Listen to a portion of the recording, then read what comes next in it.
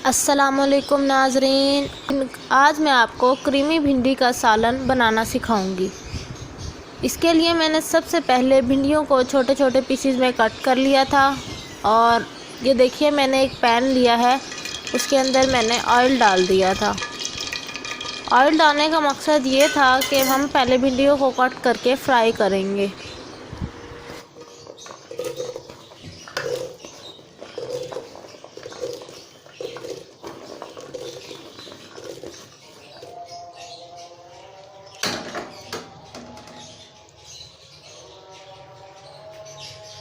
हम भिंडी को फ्राई कर रहे हैं और फ्राइंग के दौरान मैं आपको इसको पकाने के मुतालिक कुछ टिप्स शेयर करूंगी। सबसे पहले टिप ये है कि जब आप भिंडी को काटें तो उन्हें धोकर खुश्क कर लें, वरना जो हमारी भिंडी है उसका जायका भी ख़राब हो जाएगा और भिंडी लेस भी छोड़ेगी। इसकी वजह से भिंडी जो है टूट जाएगी। दूसरा ये कि जब आप इन्हें फ्राई कर रहे हों तो ज़्यादा चम्मच मत हिलाएं, वरना ये भिंडी का जायका इस तरह से भी ख़राब हो सकता है।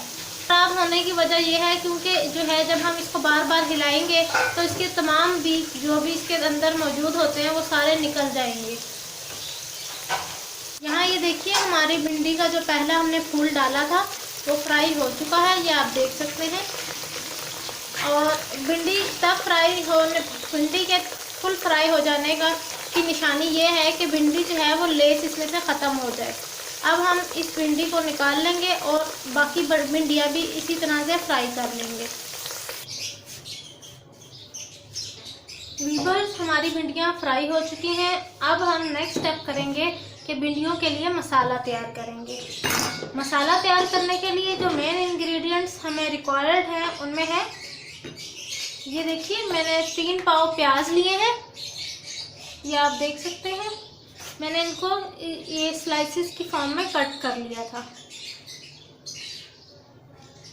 इसके अलावा 3 मीडियम साइज़ के हम टमाटर ले लेंगे, उनको भी इस तरह से स्लाइसेस में कट कर लेंगे रफली। अब हम अपना मसाला बनाना शुरू करते हैं। व्यूअर्स, ये देखिए, जिस ऑयल में हमने भिंडियों को फ्राई किया था उसी के अंदर हम अपना मसाला तैयार करेंगे। तो सबसे पहले हम ये प्याज इसमें शामिल कर देते हैं।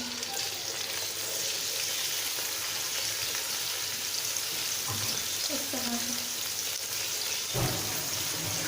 प्याज शामिल करेंगे। प्याज के साथ जो चीज़ें हम इसके अंदर शामिल करेंगे उनमें है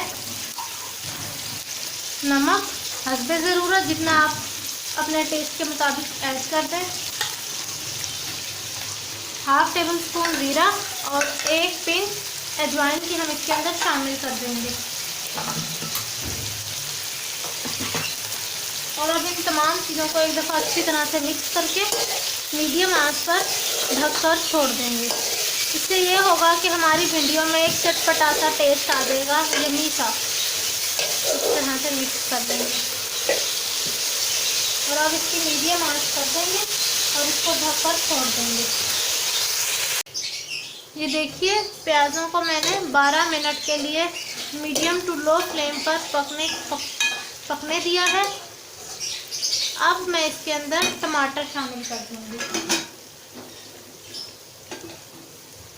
ताकि जो हमारे क्रीमी भिंडियां हैं ये बहुत मज़े की बने। ये टमाटर ऐड कर दिए। अब स्टेनर की मदद से थोड़ा सा इसको मिक्स कर लें।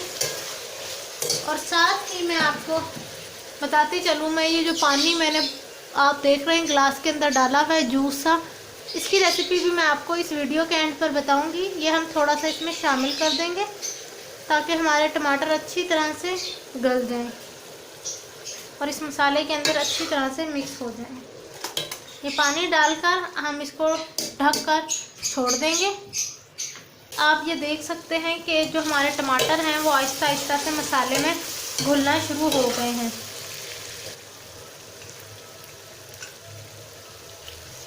ये देखिए,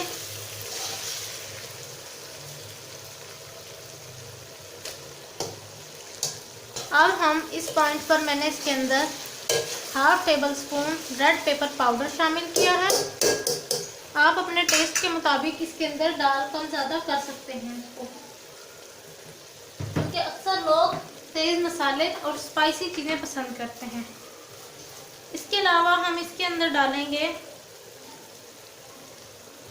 3 चुटकियाँ या फिर थोड़ा सा हल्दी, ताकि जो है इसके अंदर थोड़ा सा रंग आ जाए।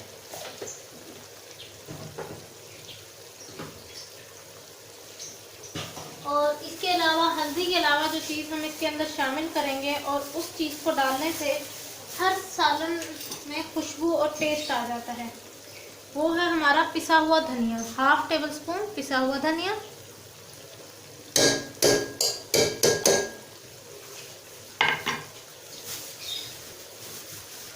अब हम इसको पहले अच्छी तरह से मिक्स कर लेंगे। ये देखिए इस तरह से ये हमने मिक्स कर लिया। अब जिस चीज़ की वजह से ये मेरी भिंडियों का सालन बाकी रेसिपी से मुख्तलिफ है वो है क्रीम। जी हाँ, हम इसके अंदर ऐड करेंगे 1/2 प्याली क्रीम। आप बाज़ारी भी ऑल पर की भी यूज़ कर सकते हैं और जो होममेड हमारी घर पे दूध पे से मलाई उतरती है वो भी इस्तेमाल कर सकते हैं। ये हम इस पर डाल देंगे।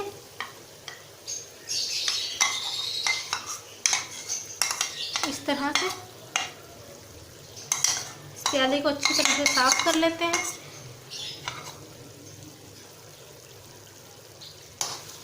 इस तरह से अब इसको हम अच्छी तरह से मिक्स कर लेंगे। ये देखिए इस तरह से।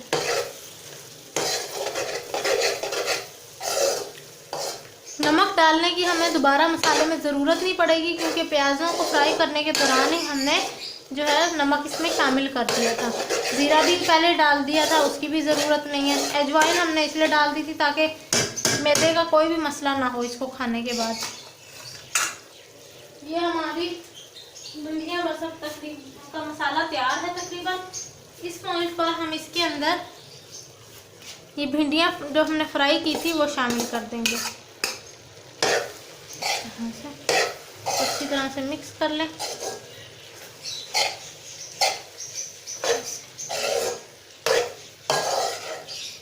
और इसको ढककर 15 मिनट के लिए पकने के लिए छोड़ दें, ताकि ये तमाम मसाला इस भिंडी के अंदर अच्छी तरह से एब्जॉर्ब हो जाए। व्यूअर्स देखिए सालन तैयार है। इस पॉइंट पर हम इसकी धनिए की मदद से गार्निशिंग कर देंगे। देखिए इस तरह से।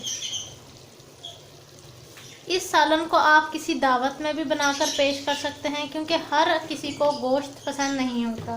तो जिसको क्योंकि अक्सर गेस्ट्स को गोश्त पसंद नहीं होता, तो इसलिए आप इसको भी पेश करें बनाकर। और मैं उम्मीद करती हूँ कि आपके मेहमानों को ये सालन बहुत पसंद आएगा। ये देखिए इस तरह से। और आजकल तो वैसे ईद के मौके पर मेहमानों का आना जाना लगा हुआ है घरों में। ये हमने इसके ऊपर धनिया गार्निश कर दिया। अब हम इसके ऊपर मिर्चों को काट कर गार्निश करेंगे। और वैसे भी भिंडी के अंदर मिर्चें बहुत पसंद की जाती हैं। लीजिए हमने भिंडी के ऊपर मिर्चें भी रख दी। अब हम इस सालन को ढककर छोड़ देंगे और चूल्हे की आंच को ऑफ कर देंगे।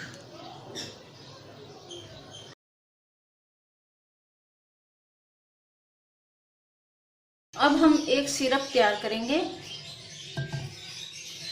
जिसमें मैं डालूंगी 1 टेबलस्पून काला नमक, 2 बादियान के फूल,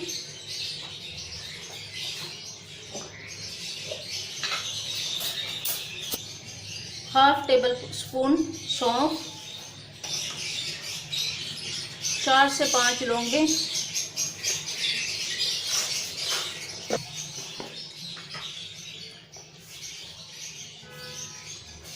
एक छोटा सा टुकड़ा दालचीनी का,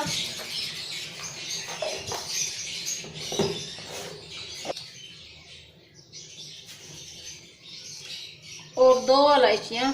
उनका पहले हम मुंह खोल लेंगे इस तरह से, और फिर हम इन्हें डालेंगे और इसको पकाकर गरम करके ढक के रख देंगे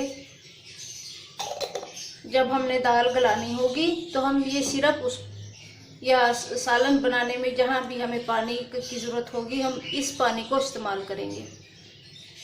देखिए पानी को उबाल आ गया है। हम 5 मिनट के लिए इसको धीमी आंच करके पकने के लिए छोड़ देंगे।